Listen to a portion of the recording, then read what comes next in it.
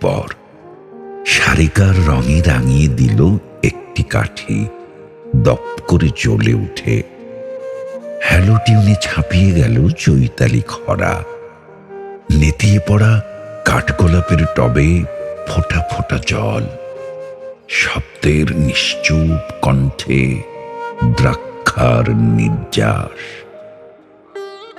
অনেকদিন পর শারিকার রঙে রাঙানো সকাল, শিউলির ঘ্রাণে। আগন্তুক শরৎ এসে খেলে যায় কাশফুলে, পাউরি বাতাসে।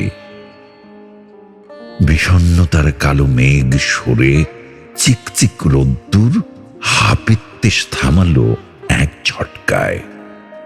অনেকদিন পর শারিকার ঢঙে সব পাখি ডেকে যায় হরষে।